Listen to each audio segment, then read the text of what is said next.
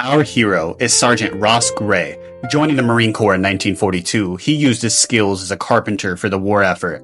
Being a very religious man, he would be nicknamed Preacher by his Marine buddies due to him reading his Bible every day while he was in the Marine Corps. Gray served on the Kwajalein Atoll, Saipan, Tinian, and then eventually on Iwo Jima.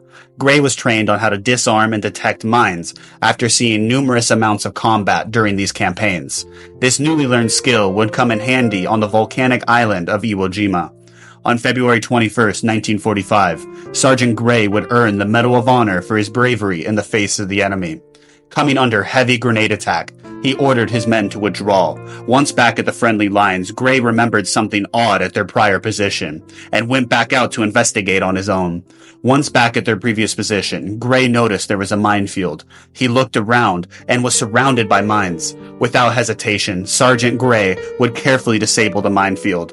While disabling the mines, Gray noticed a hidden Japanese position. Now having this information, he would clear a path to the first Japanese position undetected.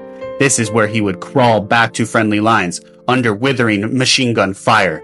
Informing his platoon leader of the situation, he asked to go out on his own to clear the position.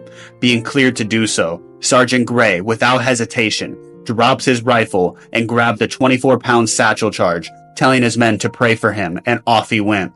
Sergeant Gray was seen zigzagging through machine gun fire before making it to the first concealed Japanese position.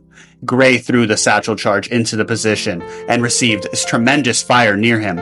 Without hesitation, Sergeant Gray took back off to friendly lines. It was here Gray would arm another satchel charge and would brave the devastating machine gun fire once again. Sergeant Gray would make it to the second position and was able to take it out with his satchel charge once again. This is when Sergeant Gray noticed 4 more hidden Japanese positions and knew what he needed to accomplish. Sergeant Gray would brave the withering machine gun fire 4 more times in total, each time blowing up a new Japanese position. 12 times he would make this trip back and forth to knock out these Japanese positions. After it was all said and done, he'd be credited with killing 25 Japanese defenders during his one-man pursuit of sheer bravery.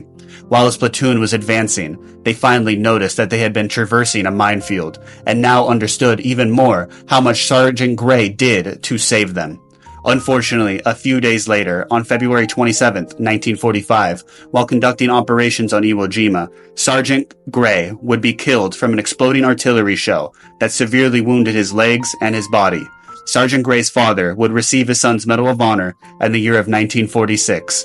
May he rest in eternal peace with his brothers in heaven.